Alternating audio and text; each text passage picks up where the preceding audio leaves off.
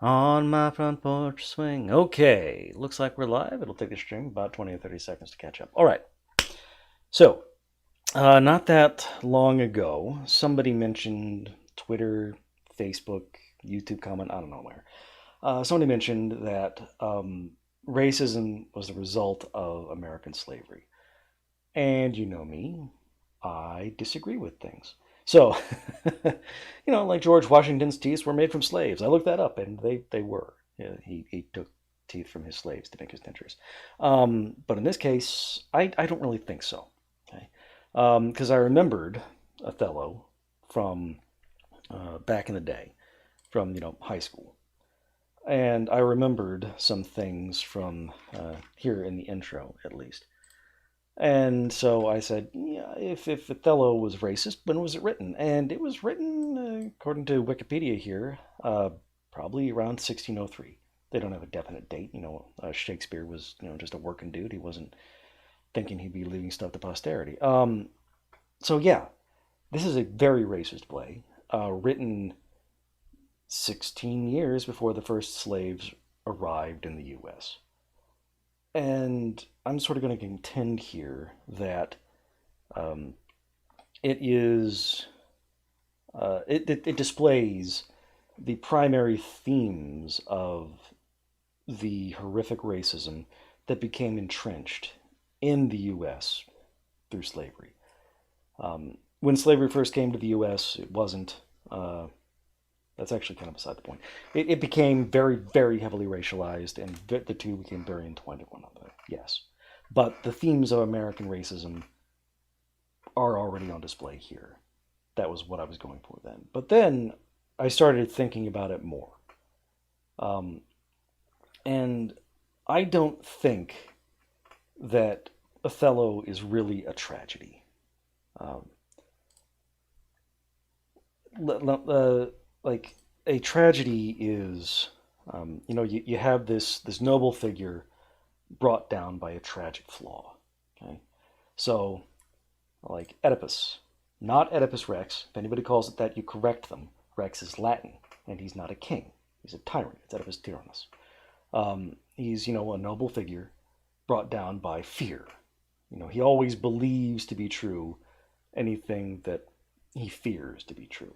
Okay, so that's how he's manipulated unknowingly into the end of his reign. There's sort of an ambiguity at the end of the play. Is the thing actually true, or did Oedipus just come to believe it? So the typical reading of this is that Othello is a tragic figure, a noble figure brought down by jealousy. Okay? I think there's another reading of this, where Othello is not meant to be a noble figure, where we're not meant to sympathize with him. I think we're supposed to sympathize with Iago.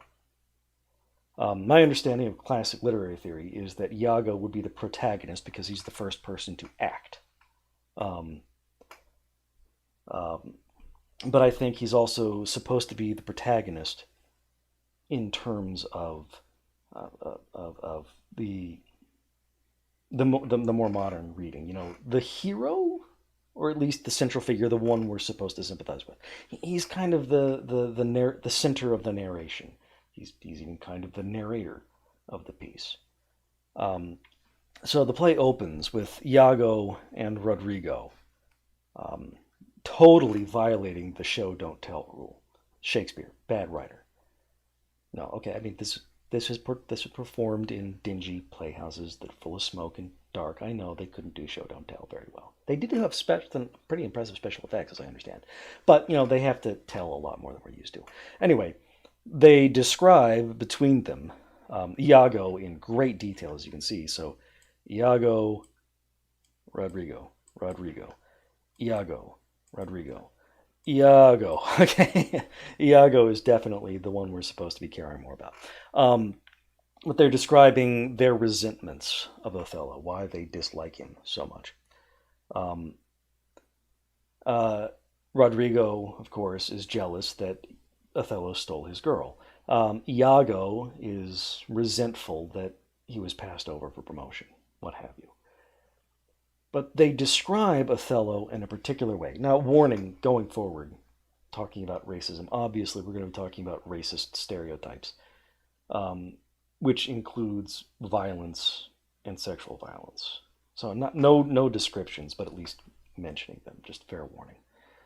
Um, so Iago, blah blah blah blah blah. Then Rodrigo to describe Othello. What a full fortune does the thick lips owe, if he can carry it thus? Okay, I mean, people coming into this play would have known that Othello was a Moor. The title is Othello, the Moor of Venice. But Moor can mean a lot.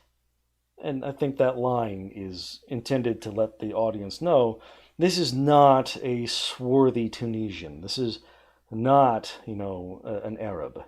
This is a black guy. Okay, they're relying on racist caricatures of physical descriptions. Um, the thick lips. Ugh. Okay. So, I mean, that's kind of the way they introduce him to let you know that he's black. But then they go on a little further. Iago sees the way to set things in motion so that he can bring about Othello's downfall. And what we have here, they go to Brabantio's house. Brabantio is Desdemona's father, Desdemona being Othello's wife. And then proving that, Simpsons did it first? No, Shakespeare did it first. They wake Brabantio up and say, it's 2 a.m., do you know where your child is? Shout out to my 80s kids there. They wake him up, it's the middle of the night.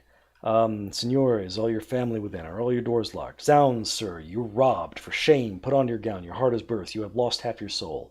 Even now, very now, an old black ram is topping your white hue. So once again, they are thoroughly racializing Othello, making sure everybody knows he's not swarthy, he's not Mediterranean, he's not Middle Eastern, he's black. And then, on top of that, they're bringing in sexualization and violence. I mean, all of white supremacy involves exoticizing and usually eroticizing the people they encounter. But they develop it in different ways depending on what cultures they encounter. They couldn't deny the great civilizations and cultures of Eastern Asia, so they called them degenerate, effeminate, and relying on the hordes, right? The wild hordes of the Russian Tsars, the wild Mongolian hordes, the hordes of China, and so on. For black people, they went sort of another direction. They proposed them as hypersexual, hyperviolent, and not bright. Okay, and thus black men are, according to white supremacy, they're always a hair's breadth away from rape. Hence, paradoxically, white men are always a hair's breadth away from horrific violence against black men if they step a toe out of line. And so we get the hypersexualization and the violence because Othello has committed a crime, a sexual crime, in kidnapping and stealing Brabantio's property, his daughter, Desdemona. And they're also sort of amping it up by saying an old black ram. I mean, Othello is supposed to be, the head of the Venetian arsenal. He is a respected figure. He is going to be much older than Desdemona. So he has kidnapped, stolen Brabantio's property. It's a sexual crime because it's eloping. I mean, we think about eloping romantically now, but back then it was a property crime. So I think from the very beginning, the first 5 minutes of the play, they are not posing Othello as a noble figure we're supposed to sympathize with. I think they're posing him as a violent sexual criminal, as somebody who has stepped way out of line. This lascivious old man who has seduced this young woman with his big black dick, right? And he's not at all intended to be sympathetic. Because white supremacy doesn't like it when he had sex with a white girl. That's what. Okay.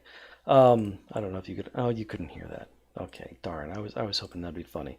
It was from Undercover Brother. All right. Anyway, the point is he's not meant to be sympathetic. I think Shakespeare was intending to set Othello up not as this noble figure with a tragic flaw, but as a deserving victim. I think he's posing Iago throughout all of this as perhaps a little excessive, perhaps a little too ambitious, maybe, but I think we're supposed to sympathize with Iago. I mean, I don't know. I'd go so far as to say is that Shakespeare's saying he took our jobs, right? He's not a foreigner coming in and stealing our jobs, but maybe that is the way we're supposed to see it. I think we are supposed to see him as an outsider who came in and stole something from a deserving white man. Stole things from multiple deserving white men. He is the jumped up black guy. I think the end of the play is not the tragic fall of a noble figure, but the deserving fate of a transgressor. Because and again, the racial stereotypes play into this, because how is he brought low?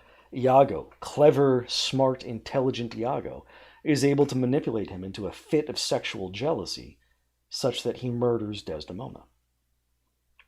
Again, black people, hyper-violent, hypersexual, always, just a moment away from breaking into violent rage, violent sexual rage, right? So, I don't think that Othello should be viewed necessarily as a classic tragedy. I think this is the early 17th century version of an exploitation film, a revenge flick. Othello is the deserving victim brought to justice by a sympathetic nemesis, Iago, the intelligent, deserving, ambitious white man. I mean, I'm not I'm not well read in literary theory and all that stuff, or critical race theory and stuff, but it's something I've been rolling around in my head for a while now. That this is, you look at this through the lens that everybody's racist as fuck for a long time, right? Um, it puts a really different gloss on Othello for me, just to realize it's a play where the central figure is a black guy. That's got to be there for a reason. I don't think Shakespeare did that by accident. I think he's pulling a twist on the tragedy. Whereas instead of the noble figure who's fallen, it's a deserving figure who gets got. Um, so that's my thoughts. Just let me know what you think about that. I will see you around.